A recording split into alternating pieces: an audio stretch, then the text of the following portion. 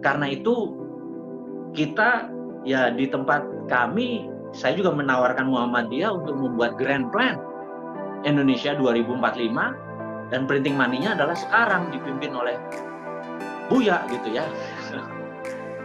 Saya pikir sahabat Muhammadiyah, Buya Anwar Yusuf dan Pak Muher segala macam, mungkin monolog saya berhenti di sini dulu. Kita lanjutkan dengan dialog-dialog kecil, mungkin lebih cair suasana. Demikian. Wassalamualaikum warahmatullahi wabarakatuh. Waalaikumsalam warahmatullahi wabarakatuh. Pak Mardigu juga belum menyampaikan tentang cryptocurrency, blockchain. Mungkin nanti kalau ada yang memantik, mungkin akan disampaikan. Nah, ini ada yang minta nih, Pak Yusuf Wibisono. Kemudian ini ada Guru Besar Hubungan Internasional Universitas Muhammadiyah Jogja, Prof. Bambang Cipto. Saya minta waktu Pak Bambang, Prof. Bambang, ya. Ini dua dulu ya, mungkin nanti yang lain. Silakan Pak Yusuf. Pak Yusuf silakan. Kita share hari ini. Oke. Silakan Pak Yusuf. Yang dari Pak Yusuf. Ini tunjuk tangan. Oke. Pak Yusuf atau Prof. Bambang? Prof. Bambang. Prof. Bambang, Bambang Cipto. Saya kira Jogja belum Jumatan ini Prof. Bambang. Nanti. Halo? Terima kasih. Halo? Nah, ini udah muncul. Oke, ini Prof. Bambang. Oke, silakan. Baik, jadi saya kira ini menarik ya. Jadi pandangan-pandangan dari Pak Mardigu tentang ekonomi dan geopolitik, apalagi kita semua tahu bahwa the future is Asia, ya. Jadi masa depan kita adalah sampai tahun 2030 adalah Asia. Sehingga memang kita memerlukan pemikiran cerdas untuk bisa menggerakkan penduduk sebanyak 150 juta itu dengan smart view ya, technological based view ini yang saya kira penting ya.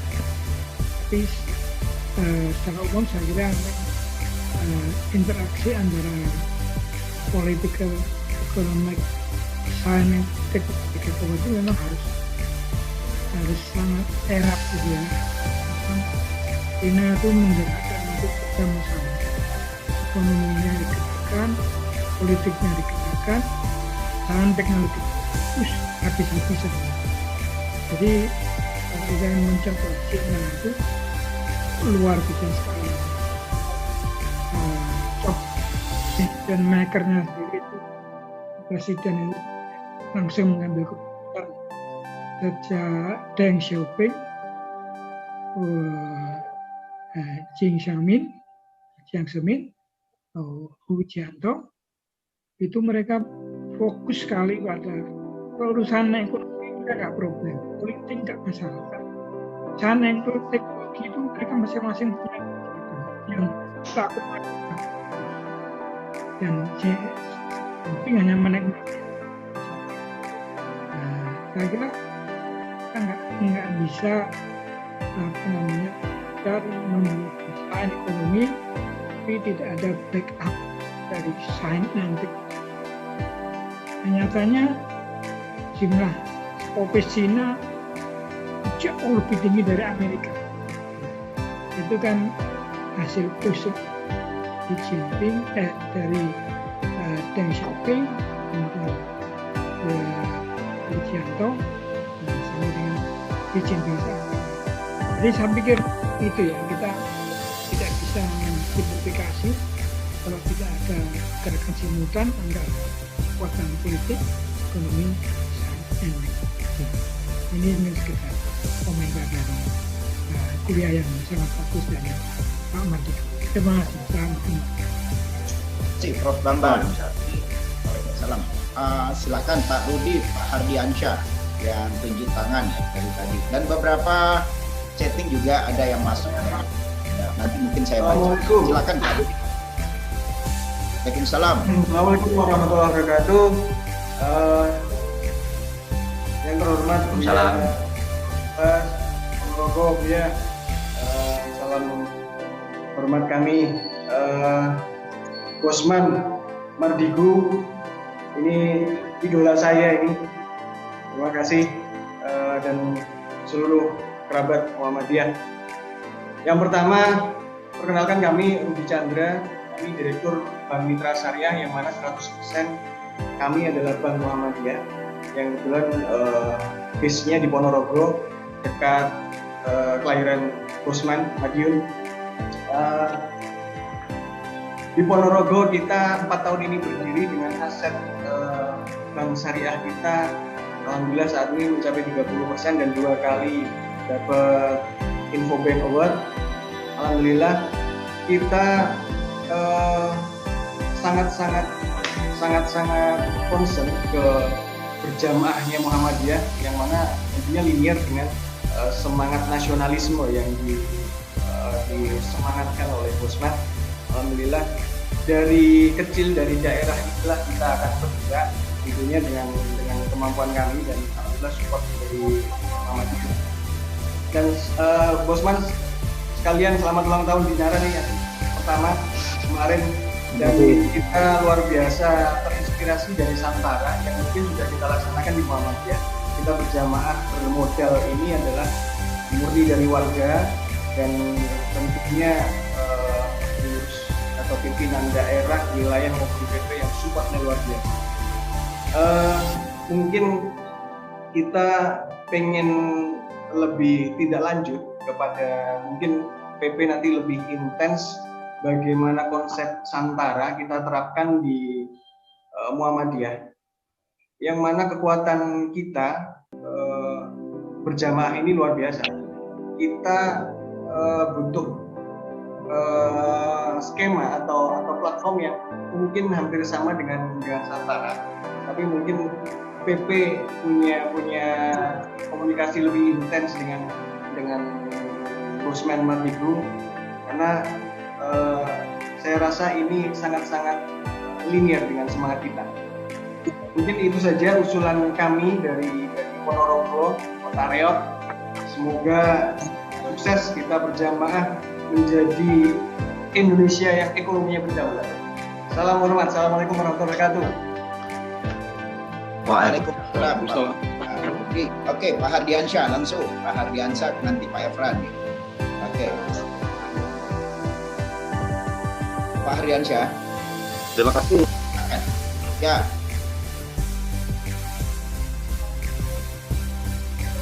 Wah, sinyal ini gangguan sinyal. Pak Hardiansyah.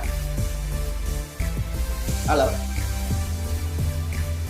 Oke, langsung Pak Efran. Ini tangan. Ada Pak Hardiansyah. Ada Pak, ada. Oke, silakan. Oke. Terima kasih. Assalamualaikum. Ini gangguan sinyal ini. Baik. Ya, Pak Efran. Wah, ini nunjuk tangan nggak siap. Halo Pak. Halo. Ya, silakan Pak. Ya, Waalaikumsalam. Waalaikumsalam. Ya. Oke, saya ulang sekali lagi ya, Pak Buya, saya dari Pesantren Muhammadiyah, almarhum Pak Kiai Haji Abdul Hamid. Saya sekarang petani ubi jala, Pak Mardigu. Saya sudah lama mengikuti Pak Mardigu di sosial media, di YouTube, dan lain-lain. Itu saya mempelajari bertani sejak 3 tahun yang lalu. Yang sebelumnya saya basicnya musik sebetulnya. Saya membuka jendela, belajar, terusnya ekspor Pak Mardigu. Banyak masalah di pertanian ini yang saya temukan selama saya belajar ini, baik itu di supply chain dan kontribusi di dagangan global ini, Pak Ahmad. Itu banyak link yang terputus antara pengetahuan yang berada di kampus, antara petani di bawah, baik itu bagaimana produksinya harus bagaimana dan lain-lainnya. Itu mungkin Pak Mardigu juga bisa tahu. Yang ingin saya tanyakan, bagaimana kami petani ini yang saya lihat memang punya sangat maju pesat sekali di Eropa maupun di negara tetangga dekat kita, Vietnam, itu sangat teknologi pengetahuannya sangat jauh kita ketinggalan. Nah, di mana ini petani ini kita ini dengan ide-idenya Pak Mardigu ini supaya kami bisa ngelik dengan idenya ini yang harus kami lakukan seperti apa Pak?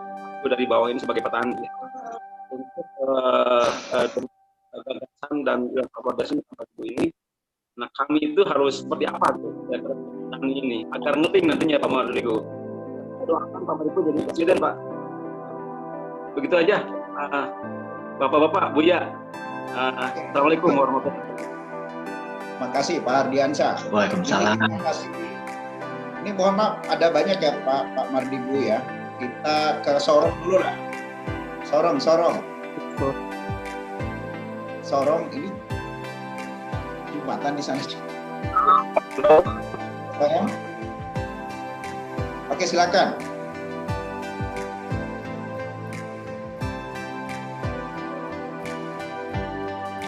Usul Pak Muhammad, kalau suaranya jelek, bertanyanya lewat tulisan aja, nanti Bapak bacakan. Saya baca, ada beberapa. Oke. Pak Mardigu. Oke, saya baca ya Pak Mardigu, mohon pencerahan dalam perspektif global di mana Indonesia banyak dililit utang. Apa yang seharusnya dilakukan pemerintah Indonesia dalam mengatasi keterpurukan ekonomi dan finansial saat ini? Kemudian Pak Mardigu, kalau mau membangun Indonesia itu harus dimulai dari mana? Apakah ekonomi, militer, atau politik? Ya. Kemudian ini syarat sukses printing money adalah harus tidak ada korupsi, minimal korupsi minimalis, dan proyek harus minimal 12 layar baru sukses. Saya kira itu aja dulu Pak Mardigu. Silakan. Oke, saya berusaha menjawab sebentar, nanti mungkin kita lanjutkan tanya jawab lagi. Saya bisa rangkum semua itu dalam satu jawaban. Jadi saya boleh cerita sedikit pengalaman dengan Santara. Jadi latar belakang Santara adalah kami mempelajari apa yang dibangun oleh Tiongkok. Itu dulu ya, saya minta izin. Jadi di Tiongkok itu ada dua bursa yang sangat besar. Yang satu yang namanya Shanghai Stock Exchange. Shanghai Stock Exchange adalah bursa efek seperti IDX, seperti bursa efek Jakarta atau bursa efek Indonesia sekarang namanya. Yang kedua adalah Shenzhen Stock Exchange. Shenzhen Stock Exchange ini adalah bursa efek UKM, gitu. Ini ada ratusan ribu. Kalau di itu udah 20.000 kalau di Shanghai. Di New York Stock Exchange juga 20.000. Shenzhen ini adalah bursa efek UKM. Nah, kami memutuskan ada dua hal yang kita akan lakukan, yaitu membuat bursa efek untuk UKM, dan kedua menggunakan teknologi blockchain gitu ya. Nanti saya akan ceritakan blockchainnya. Tapi filosofinya dulu, bahwa urun dana ini kita mundur lagi sejarahnya. Dulu di negara Venesia. Venesia adalah negara di Eropa yang sangat maju di abad ke-12, 13, 14 karena memiliki koleganza. Koleganza adalah asal muasal urun dana bottom of pyramid, masyarakat bawah. Kemudian di sewaktu Belanda, VOC adalah perusahaan urun dana pertama, tapi untuk high corporate, untuk elit gitu ya. Dan elitis udah diwakili dengan bursa efek Indonesia, yang bottom of pyramid, kaum akar rumput ini belum punya bursanya. Jadi saya membuat itu adalah 27 Juli 2018 kita luncurkan, dan alhamdulillah satu perusahaan perlu dana 3 miliar, 2 hari sold out, perlu 1 miliar, 2 hari sold out gitu ya. Sampai 9 perusahaan UKM listing selalu so gitu ya. Tahu-tahu kita disemprit sama OJK, kita dikasih kartu kuning gitu. Saya bilang, loh kok kami dikasih kartu kuning, kami nggak main bola, kami main kasti, kita bilang gitu. Nah, OJK waktu itu berkata, karena belum ada peraturan. Saya bilang, di negara maju Pak OJK, kalau ada sebuah perusahaan atau negara modern country, Singapura, Amerika, Jepang, segala macam,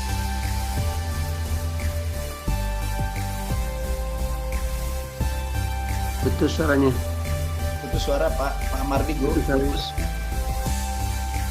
Pak Diulang lagi Pak Mardigo.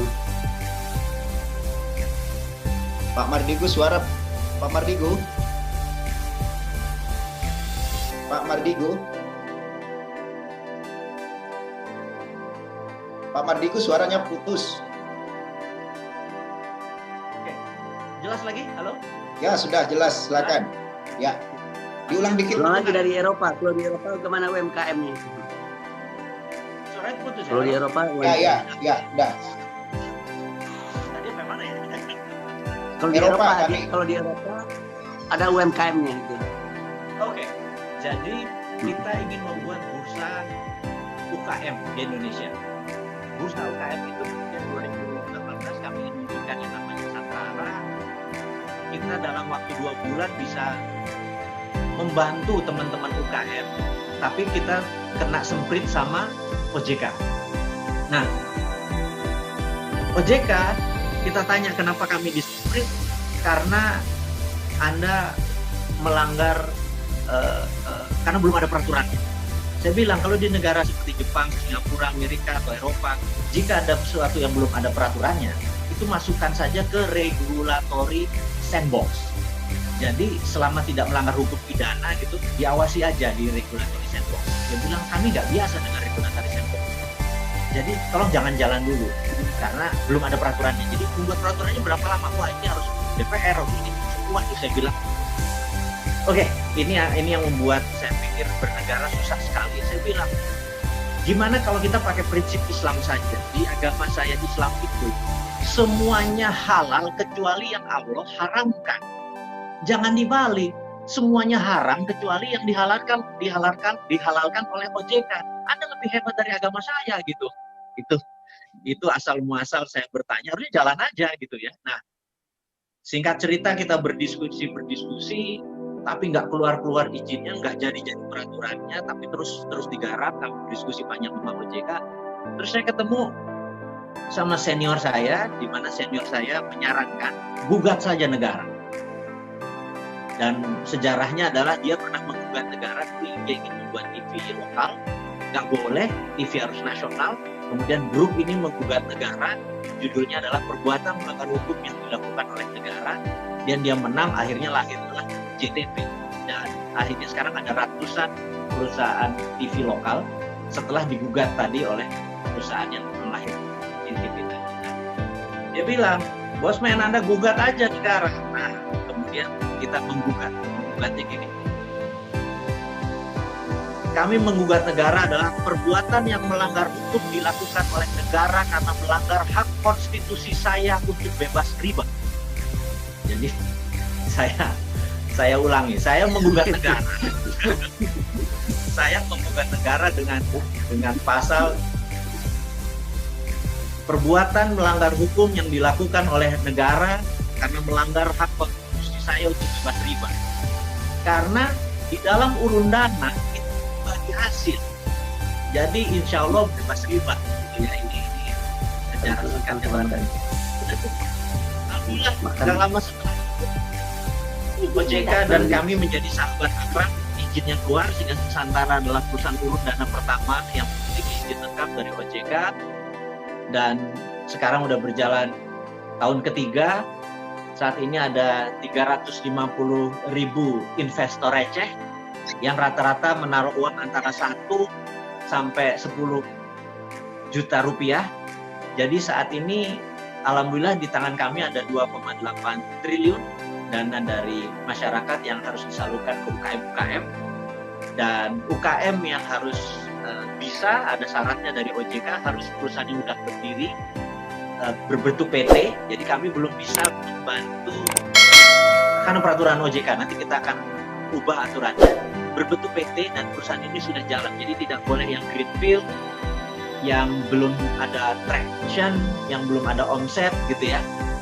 Oke, jadi tapi kita tahu dari puluhan juta UKM, memang UKM usaha mikro kecil dan menengah, yang menengahnya kita bisa bantu dan menengahnya pun ini udah jutaan gitu ya, jutaan perusahaan kelas menengah. Jadi mungkin besarnya listingnya di Bursa Efek Indonesia, menengahnya listingnya di Santara. Nanti kita pikirkan bagaimana untuk yang kecil dan mikronya, gitu ya, satu-satu. Karena saat ini negara belum juga turun bagaimana pendanaan. Contoh ya. Kalau kita pendanaan saat ini kan sangat konvensional, yaitu ke bank. Sementara bank itu punya kata-kata mantra, ada jaminan apa tidak. Jadi Indonesia sejak 98, 2000 tepatnya, IMF masuk, Indonesia dikunci perbankannya. Ini teman-teman perbankan sangat setuju. Indonesia dikunci perbankannya karena dulu kita boleh project based loan. Project based loan itu kalau kita dapat project ngelas pagar, maka project itu bisa kita pinjam ke bank tanpa aset. Tapi sekarang namanya aset based loan. Jadi apa-apa harus pakai aset. Harus ada kolateral. Jadi misalnya seseorang punya 30 ayam geprek, tapi 30 lokasinya itu nyewa. Sehingga dia tidak punya aset, walaupun ada omset, ada profit dan perusahaan udah jalan 10 tahun. Waktu dia mau buka cabang ke 33, 3 cabang sekaligus, dia tidak punya aset, bank tidak bisa membiayai. Itu harus ada terobosannya. Itulah akhirnya Urun Dana Santara hadir. Jadi teman-teman sahabat dimanapun, kalau Anda tidak punya aset, tapi punya omset, dan punya bisnis, datang ke kami, datang ke kita, fundingnya pasti kita bisa keluarkan. Dan ada yang menarik, saat ini Santara mengantongi izin sebagai tadi perusahaan Urun Dana pertama, sekarang Santara mengantongi izin sebagai perusahaan bursa secondary. Bursa secondary ini kalau dia listing IPO, listing going public, kemudian dia masuk ke bursa secondary di Bursa Efek Indonesia. Santara punya bursa efek UKM yang saat ini baru 10 perusahaan dan kita berharap ini akan tumbuh. Jadi ada exit plan-nya. Anda masuk di UKM sebagai investor, Anda bisa exit di bursa efek UKM atau bursa secondary. Jadi itu adalah salah satu terobosan yang Santara buat saat ini sebagai lembaga Urun Dana pertama di Indonesia dan lembaga bursa efek UKM pertama di Indonesia dan satu-satunya saat ini. Demikian Buya dan demikian Pak Muhem, mudah-mudahan menjawab teman-teman masalah ekonomi global yang dimasalahkan ke lokal, dan lokal solusinya adalah dengan UKM kita bergerak dari akar rumput, dari bottom of piramid. Demikian. Terima kasih Pak Mardigu. Ini ada banyak sekali ya, saya nggak bisa baca satu-satu ya karena banyak ya. Ini saya di layar saya disebutkan gini di chatting ya. Dalam platform Urun Dana Santara di mana Pak Mardigu sebagai owner, jika penerbit sudah besar, saham investor retail yang berinvestasi melalui Santara dapat di buyback oleh owner, sehingga hanya owner sendiri yang menikmati ketika usahanya sudah besar ya. Maaf ini kayak gitu. Ada bisa ini apakah penguatan UMKM melalui platform Urun Dana tersebut menutup kemungkinan investor retail untuk bisa turut besar bersama usaha penerbit seperti yang terjadi pada NTRS, salah satu penerbit yang berhasil scale up di Santara. Itu Pak. Kemudian langkah apa yang harus didahulukan untuk membangun Indonesia? Bottom up atau top down? Apakah sosok pemimpin bangsa yang cocok untuk mengatasi masalah ini? Ini Pak Mardigu 2024 ini akan calon nih. Oke, ada cukup banyak Pak ini. Bagaimana cara membangun ekonomi rakyat yang ada separuh dari rakyat kita? Apa ini? Kalau ada yang chatting mohon dilengkap ya. Oke. Ada juga gini nyebutkan printing money berbasis wakaf sebagai Islamic Social Finance bagaimana? Oke. Saya kira itu ya. Mungkin ada yang komentar secara lisan, silakan Mbak ini Bu Dini atau Pak Sahroni ini dari tadi nyampaikan, silakan ya, langsung padat to the point. Oke, Assalamualaikum warahmatullahi wabarakatuh. Ya, ini to the point langsung aja. Ya, ini kan ya, langsung. membicarakan mengenai UMKM itu terkait dengan saya sebagai praktisi di ini ya, pelatihan UMKM juga. Ini kita akan mendirikan koperasi tuh Pak, untuk koperasi ekspor untuk UMKM juga. Nah, saya ingin implementasi, mungkin diskusi ini bisa jadikan implementasi untuk koperasi ekspor kita Pak, karena di sini juga ada petani, ada peternak, kemudian ada juga nelayan, juga ada UMKM. Jadi kami memang tujuannya menguatkan pemasaran lokal dan juga ekspor Pak Mardigu. Jadi mungkin bisa dibimbing dalam hal ini untuk teknik aplikatifnya. Terus terang saya sangat tertarik dari pemikiran Pak Mardigu. Terima kasih. Oke, Pak Saroni silakan. Terima kasih Bu Dini ya. Pak Saroni, silakan. To the point. Assalamualaikum warahmatullahi wabarakatuh. Terima kasih Pak Mufair. Saya dari PMU.co. Ini kebetulan Pak Mardigu ini favorit saya ini di YouTube ini. Ada beberapa produk yang kami beli karena tertarik dari YouTube. Salah satunya mungkin servo mekanisme sama juga Sadar Gaya Advance. Nah, dari Sadar Gaya Advance ini kan saya itu tertarik dengan rumah yatim Pak Mardigu ini. Nah, apa yang mendasari Pak Mardigu untuk mendirikan rumah yatim Indonesia itu? Terima kasih Pak. Assalamualaikum warahmatullahi wabarakatuh. Waalaikumsalam warahmatullahi wabarakatuh. Oke, silakan itu dulu Pak Mardigu. Nanti saya baca chattingnya lagi ya. Silakan.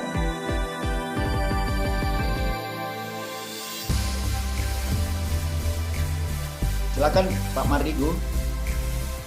Baik, terima kasih. Jadi saya jawab dulu yang terakhir tentang rumah yatim Indonesia. Boleh ya? Ya. Jadi alhamdulillah tahun ini Rumah Yatim Indonesia berusia sudah 25 tahun per hari ini, dan saat ini kami baru bisa memelihara 9.000 anak di 60 panti kami. Ya, masih junior dibandingkan Muhammadiyah. Nawaitunya sebenarnya sederhana. Sewaktu saya berhaji dengan nenek saya dari dua pihak, satu dari ayahnya ibu saya, yang satu adalah ibunya ayah saya, yang satu ibunya ibu saya gitu ya. Dua orang ini saya hajikan tahun 96. Jadi saya mungkin lebih banyak prosesi mengurusi dua nenek saya tadi. Jadi saya cuman yang fardunya aja gitu ya.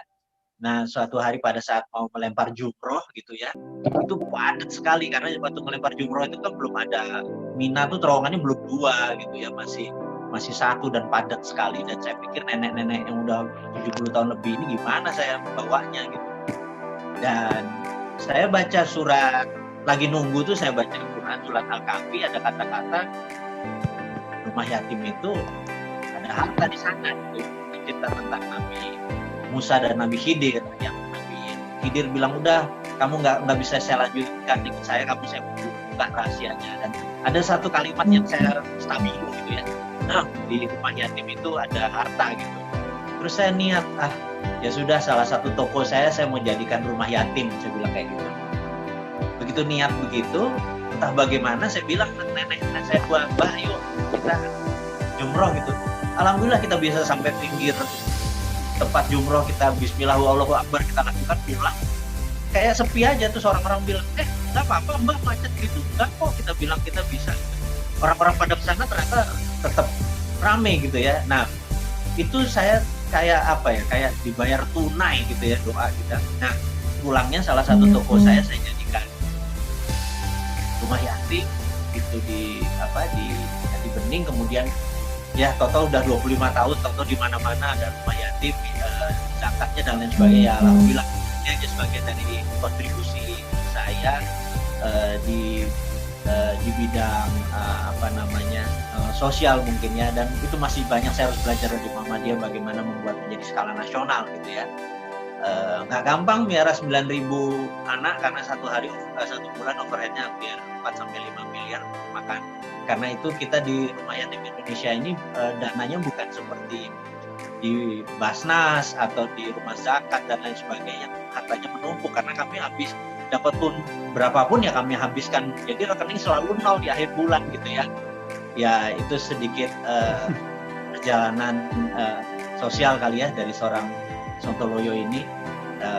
Ke depannya saya mungkin bisa berjoin tangan dengan Muhammadiyah dari sisi sosialnya. Kalau dari sisi ekonomi, saya atau kami di Santara dan di Narang spesialisnya bukan di market. Jadi memang dunia digital itu ada market seperti Tokopedia, Bukalapak, base-nya adalah market. Kemudian ada di manajemen seperti McKinsey, JP Morgan, dan itu adalah kami adalah di funding atau pembiayaan. Kami tidak lending. Jadi lending itu adalah pinjam. Kami tidak meminjamkan. Jadi tidak ada bunga, tidak meminjamkan. Kami adalah funding, pembiayaan. Kami masuk menjadi teman-teman masuk sebagai owner atau ada share composition ya. Karena itu listing di Santara harus berbentuk PT karena saham yang diambil dan bagi hasil.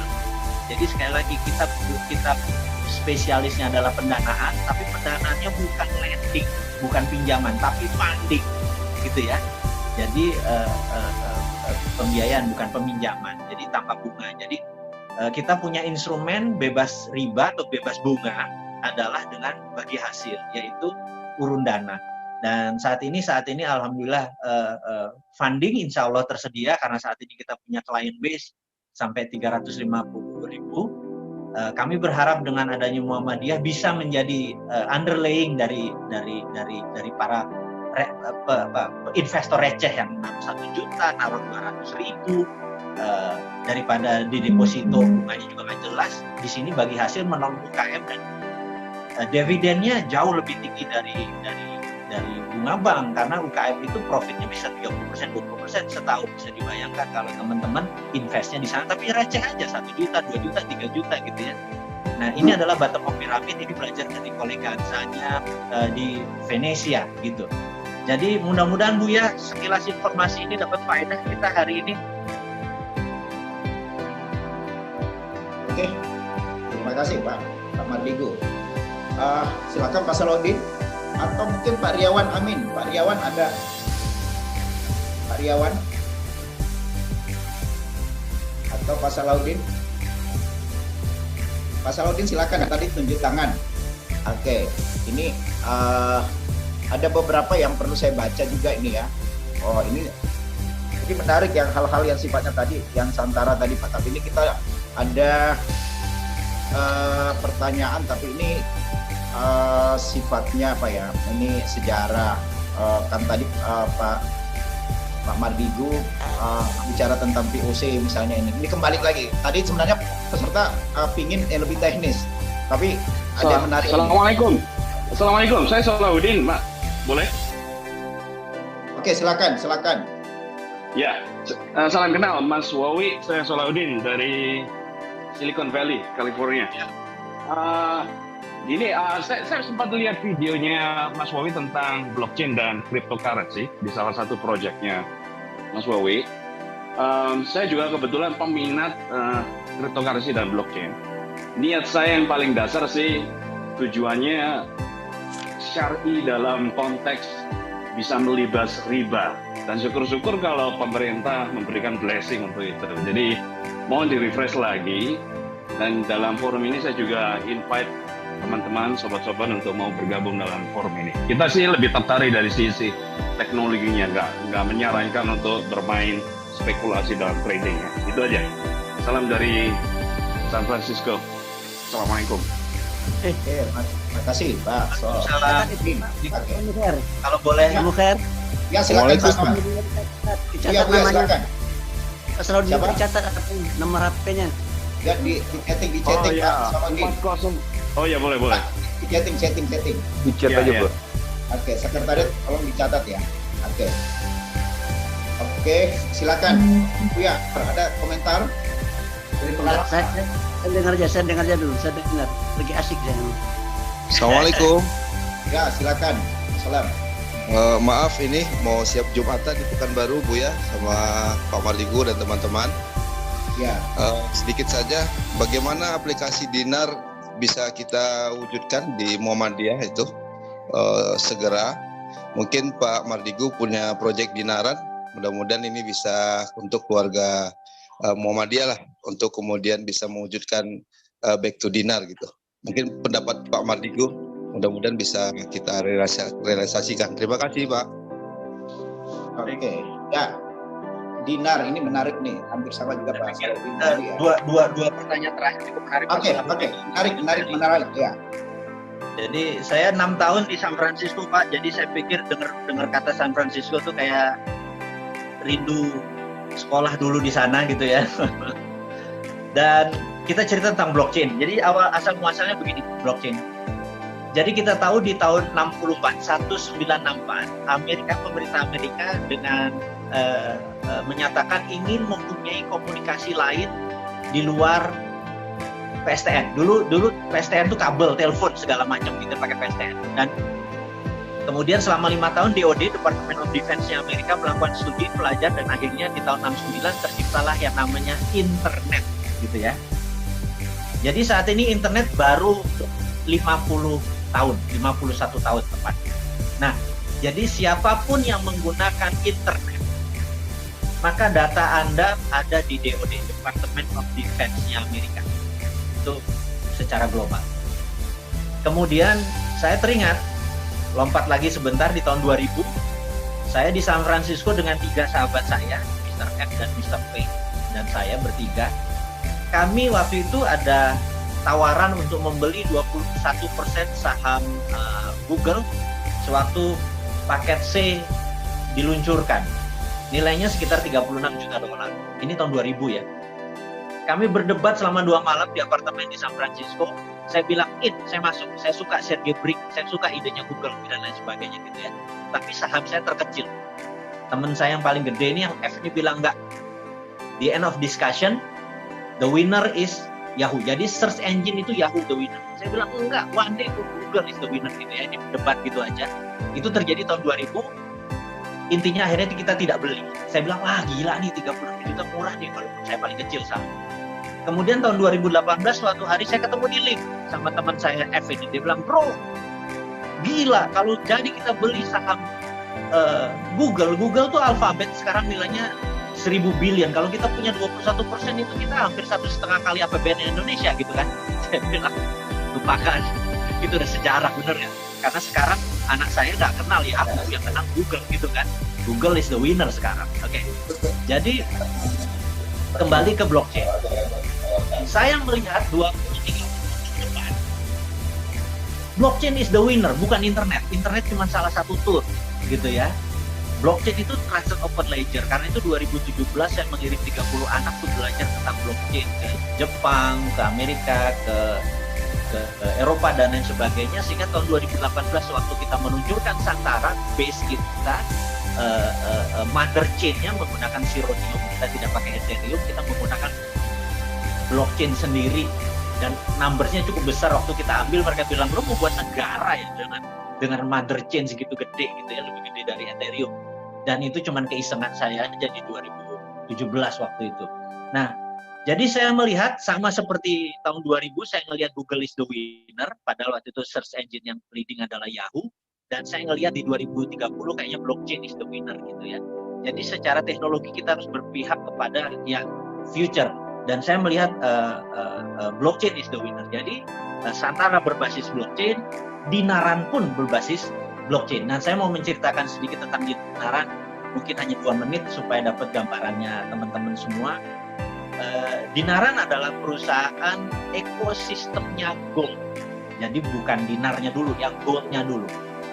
Jadi kalau rupiah kita dimasukkan ke Dinaran akan dibelikan gramasi yang sama. Jadi misalnya katakanlah 1 gram adalah 1 juta, maka kalau kita 1 juta kita dapat 1 gram emas. Jadi di rekening Dinaran ada 1 juta rupiah dan emas 1 gram. yang rupiahnya tadi Anda boleh transfer kemanapun menggunakan payout system, mau pakai debit card kita ambil, bisa, mau pakai ATM kita ambil tunai bisa, kita mau transfer pakai m-banking semua bisa, mau belanja OVO, belanja ini bisa, itu adalah rupiahnya.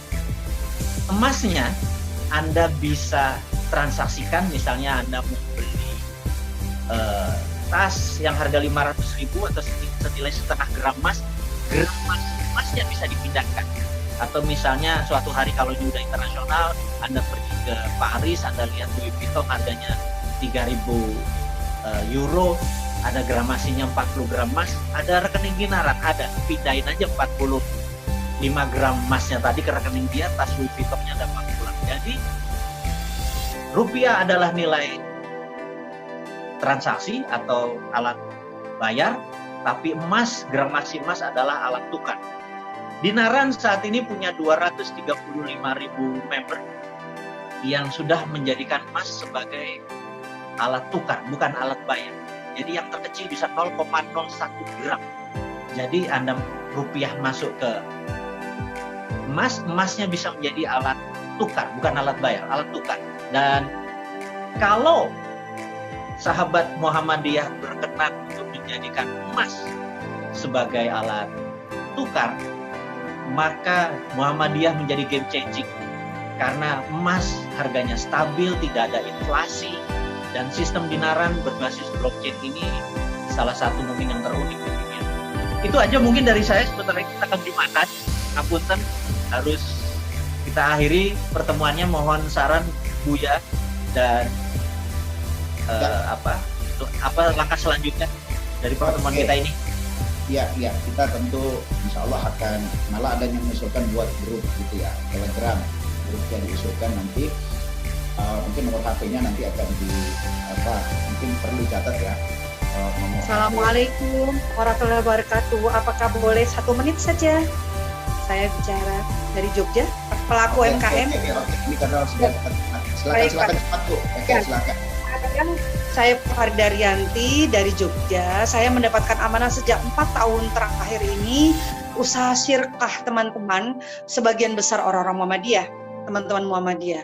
Teman-teman yang kami usaha kami adalah healthy low carb food. Mungkin pernah dengar keto friendly. Kami istilahnya itu produk kami produk masa depan lah, yang sekarang justru point for zero di sini. Nah, salah satu produk kami adalah seperti ini.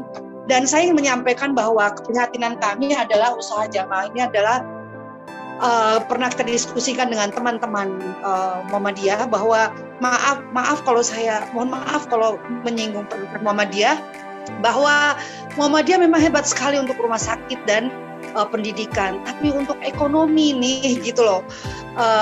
Dan saya bersyukur bahwa sudah mulai akan ada supermarket Muhammadiyah. Hanya bolehkah saya mengusulkan apakah bisa lebih diperhatikan kita UMKM yang punya visi kami apa? Ingin menjadi industri makanan sehat yang low carb, keto friendly, rendah karbohidrat, terbaik Indonesia dan global. Ini mimpi besar gitu loh. Nah, visi ini butuh tangan-tangan. Seperti misalnya kita butuh agregator atau butuh Muhammadiyah sebagai media untuk bagaimana produk kami bisa sampai ke luar negeri, bisa sampai ke muslim-muslim juga, kemudian kami disupport menjadi inkubator dan sebagainya. Terima kasih, itu yang ingin saya sampaikan. Mohon kiranya kami bisa dapat perhatian UMKM seperti ini, yang serius untuk menjadi industri punya milik muslim. Terima kasih. Assalamualaikum warahmatullahi wabarakatuh. Sebelum kita tutup ini ada komentar dari Mbak Faridani dicatat Pak Muher. Ya. Mbak Faridani dicatat apanya? Nomor di Jogja, saya di Jogja Pak, di Jogja saya. Basecamp kami di Jogja. Dengan Ibu Latifah kenal ya? Ibu Latifah yang Flora. Iskandar. Belum saya belum Pak. Iya, catat ya.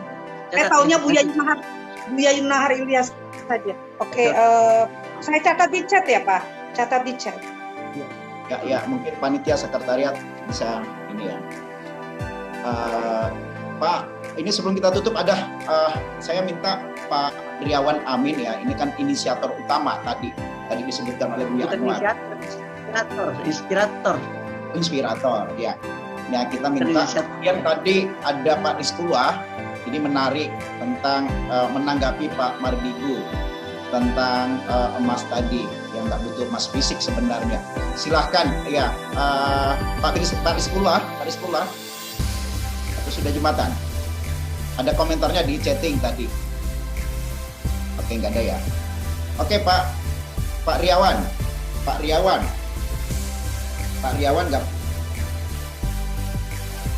Pak Riawan. Oke, itu Pak Rizkullah, silakan Pak Rizkullah. Ini masih ada waktu. Baik, terima kasih. Assalamualaikum warahmatullahi wabarakatuh. Waalaikumsalam. Senang sekali berjumpa dengan Bos Sontoloyo. Saya terus terang sudah setahun terakhir jadi member di Dinaran, aplikasi Dinaran. Saya mencoba mempelajari seperti apa sistemnya, dan dari praktek yang saya lakukan selama ini, ternyata di Dinaran tidak ada emas fisiknya. Jadi kalau saya mau ngambil uang emasnya itu tidak bisa, jadi harus dirupiahkan juga gitu. Jadi saya yang ingin saya tanyakan, kalau karena ini ada transaksi emasnya, bagaimana sistem ini menyimpan stok fisik emasnya itu? Terima kasih. Assalamualaikum. Terima kasih Pak. Jadi gini, setiap nasabah yang membeli emas, 65% ini berdasarkan peraturan dari pemerintah yang namanya GAR. GAR adalah Gold Adequacy Ratio. Videonya ini nggak bisa ya? Punya cash adequacy ratio atau GAR. Di dunia emas ada namanya Gold Adequacy Ratio atau GAR. Jadi kita menyimpannya di Indo Gold. Indo Gold adalah mitranya Bapepti. Emas kita, kastodian kita ada di sana. Jadi setiap transaksi kita beli emasnya di Antam, emasnya kita taruh di kastodian di Indo Gold. Dari kastodian itu kita dapat numbers, dapat angka emas kita, deposit emas kita di sini. Karena 30% kita tetap rupiah, karena transaksinya orang bisa mentransfer rupiahnya. Tetapi kalau mau keluar dari sistemnya Dinaran,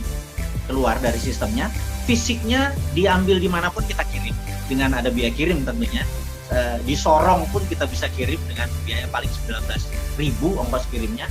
Jadi kalau keluar dari sistem, emasnya ditarik keluar, ya sistem di Dinarannya shutdown, berarti tidak bisa transaksi rupiahnya, tidak bisa transaksi goldnya. Jadi berdasarkan peraturan Bapepti, emas kita kastodiannya ada di Indo Gold gitu ya, member Bapepti, kita member dari ICDX, bursanya, kemudian sistem payment sistemnya kita menggunakan ePayment. Jadi ini hanya sebuah digitalisasi sistem, bukan digitali gold. Goldnya tetap ada.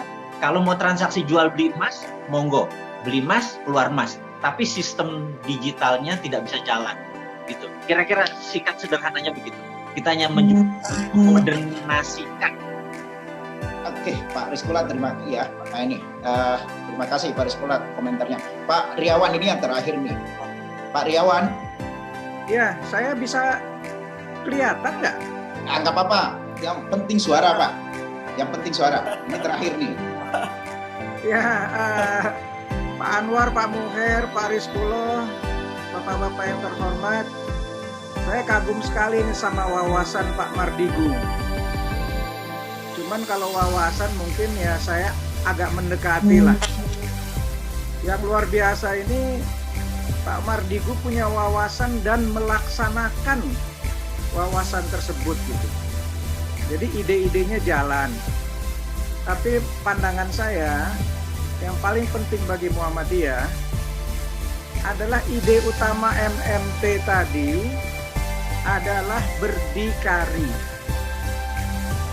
Jadi produk lokal, buyer and seller lokal, dan uang lokal. Muhammadiyah sudah punya produk, sudah punya komunitas buyer and sellers. Yang Muhammadiyah belum punya adalah untuk memfollow up atau merealisasikan uang Muhammadiyah atau cash Muhammadiyah. Nah, ini saya pikir sebuah ide besar yang saya yakin sudah ada di kepala Pak Anwar sejak bertahun-tahun yang lalu. dan mestinya pertemuan ini di follow up dengan meeting offline yang lebih serius. Terima kasih Pak Anwar Abbas, Bu Anwar Abbas, Pak Mardigu, Pak Mukhair, itu saja. Terima kasih. Assalamualaikum. Ada komentar Pak Mardigu sebelum kita tutup? Wah, yang terakhir saya pikir luar biasa. Itulah kesimpulan apa yang saya harapkan, apa yang saya ingin omongkan sebenarnya dari Muhammadiyah adalah benar sudah punya market, sudah punya produk, yang belum adalah kedaulatan Muhammadiyah sebagai punya dinar Muhammadiyah atau Muhammadiyah atau dinar Muhammadiyah. Apapun itu sudah masanya Muhammadiyah berbasis seperti itu. Saya pikir idenya udah dapat. Monggo Muhammadiyah luar biasa. Betul Pak Mardigu, kita lagi proses mendevelop uangmu, ya. Tadi istilahnya cashmu. Nah ini mungkin kita akan minta Pak Mardigu, kita kolaborasi ya. Ya kita kongko-kongko di rumah Pak Riawan nanti, itu teknisnya. Pak Riawan siap gambut siap. Nah itu mungkin yang lebih teknis untuk kita bicarakan langkah selanjutnya. Memang tadi memang ada narasi yang dibangun oleh Pak Mardigu dan kita semua, ya. Dan beliau memang kita minta ke Pak Mardigu bicara tentang ekonomi global, ya keuangan global. Kemudian ujung-ujungnya sebenarnya apa yang harus kita lakukan? Salah satu yang harus kita lakukan ya di konteks Muhammadiyah adalah uang Muhammadiyah. Kesmu, kita punya pasar, punya jaringan, ya kita kekuatan kita, aset kita, warga kita, murid kita, mahasiswa kita, karyawan kita itu hampir 200.000, melebihi 200.000 orang. Murid kita itu hampir 1 juta. Murid dari PAUD sampai sampai SMA. Mahasiswa kita ada 560.000. Saya kira itu market yang luar biasa. Ya ini mungkin ya solusinya nanti akan kita bicarakan lebih teknis. Mungkin bukan ini terakhir Pak Mardigu ya, ini kan pemancing untuk kita bicara lebih teknis lagi nantinya. Saya kira Buya ada waktu sedikit atau sekali lagi tutup Buya. Karena Pak Mukher adalah sekretaris ekonomi dan Pak Mukher ngerti ekonomi, Pak Mukher adalah kolumnis, ya Pak Mukher adalah gelandang tengah, ya tidak dilanjut di komunikasi kita dengan Pak Mardigu harus dilanjutkan. Itu aja kesimpulan saya. Cuma saya nggak tahu apa Pak Mardigu mau nggak komunikasi dilanjutkan. Itu aja pertanyaannya. Mimpi saya jadi keluarga Muhammadiyah, Pak. Ini biasa. Saya terutang bukan main ya. Ya ini kalau seandainya kita berserius-serius dan berjamaah ya rasa-rasanya cita-cita kita akan bisa kita wujudkan. Itu aja kesimpulan saya. Jadi watasi dari jamnya oleh berpegang teguhlah kamu pada Allah dan berkitabullah ya. Jadi kalau menurut saya ide-ide yang berserakan tadi itu ya kita kumpulkan, ya kita susun sehingga menjadi sebuah energi untuk melakukan perubahan. Itu aja. Dan menurut saya Pak Mardigu adalah salah satu kontributor ya untuk memajukan ekonomi umat dan ekonomi bangsa. Demikian. Terima kasih. Ya. Saya kira cukup Pak Mardigu, ini karena sudah 11.30. Nanti kalaupun ada diskusi teknis mungkin kami yang ngatur sebagai gelandang tengah. Buya Anwar menunjuk saya sebagai gelandang tengah. Artinya ngoper-ngoper bola. Ya Pak Riawan, Pak Rizkula nanti saya akan kontak lagi, kita bicara teknis. Tapi diskusi secara naratif tetap ada yang sifatnya umum seperti ini, ya yang sifatnya seperti ini Pak. Tapi mungkin tema-tema lebih fokus ya, karena kita juga butuh wawasan Pak Mardigu. Nanti kita akan lanjutkan nanti. Oke, saya kira terima kasih Pak Mardigu, Pak Anwar Abbas, Pak Rizkula, Pak Riawan. Kemudian juga ada Prof. Bambang Cipto ya, dan bapak-bapak, ibu-ibu ya yang sempat join. Dan mohon maaf bagian timur, tengah, dan timur ini sudah Jumatan. Tadi ada yang ngomong gini, ini kan acaranya orang Jakarta atau orang Barat, kok ditempatkan jam 10? Kalau jam 10, jam 11 di sana, jam 12 di sana, jadi nggak bisa. Ini orang Barat aja yang ini. Nanti mungkin kami akan susun. Kami sepakati waktu ini dengan Pak Mardigu, Pak Buya Anwar. Jadi saya nggak menentukan sendiri. Ya, kita akan coba carikan waktu yang tepat, yang tidak mepet seperti ini, tidak bisa kita korbankan juga kawan-kawan di tengah dan timur. Saya kira kita tutup dengan ucapan hamdalah, alhamdulillahirabbil alamin. Fastabiqul khairat. Wassalamualaikum warahmatullahi wabarakatuh. Waalaikumsalam. Assalamualaikum Bro Wi. Terima kasih banyak Bro Wi. Mas Sony, ini Pak Mardigo, Pak Sony sama-sama nih satu tim di Muhammadiyah. 785. Oke. Gulungan. Ya Bro Wi, thank you banget. Nanti kita coba sambung lagi atau kita ketemuan di Citos kali ya. Insya Allah. Lanjut. Nanti saya kontak lagi Bro Wi. Oke, terima kasih. Assalamualaikum. Jumatan dulu. Makasih banyak Pak Mardigo. Alhamdulillah beres.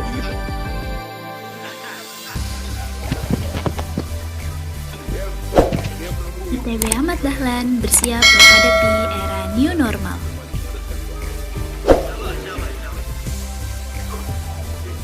Standarisasi protokol kesehatan telah diterapkan di lingkungan kampus. Antisipasi dan upaya dilakukan untuk menanggulangi COVID-19. Mulai dari sterilisasi ruangan secara rutin, penggunaan masker, face shield, dan hand sanitizer bagi seluruh karyawan, tenaga pendidik, dan mahasiswa ITB Ahmad Dahlan.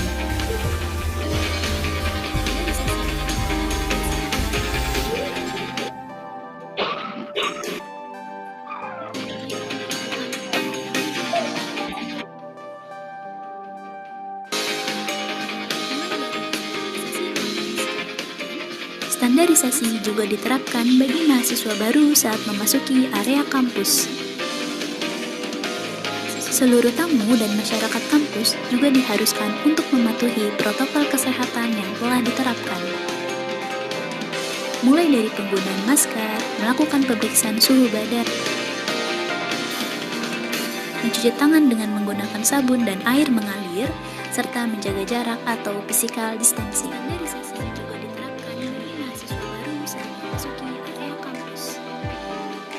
Sebelum berinteraksi dengan resepsionis, mahasiswa baru juga diharuskan untuk kembali mencuci tangan menggunakan hand sanitizer. Bagi mahasiswa baru yang akan mendaftar di ITB Ahmad Dahlan, Anda juga akan diarahkan untuk melakukan pendaftaran secara online. Seluruh jalur penerimaan mahasiswa baru, mulai dari jalur tes, jalur non-tes, dan jalur prestasi, dilakukan secara online dengan mengunjungi situs www.itb-ad.ac.id. Atau Anda juga bisa melihat lengkap di brosur yang dibagikan oleh resepsionis.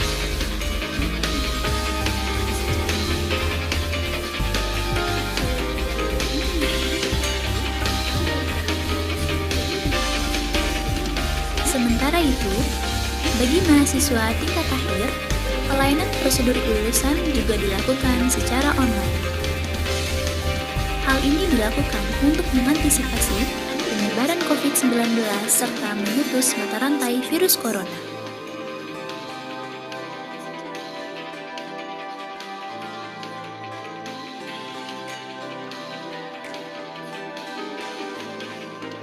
ITB Ahmad Dahlan bersiap menghadapi era new normal.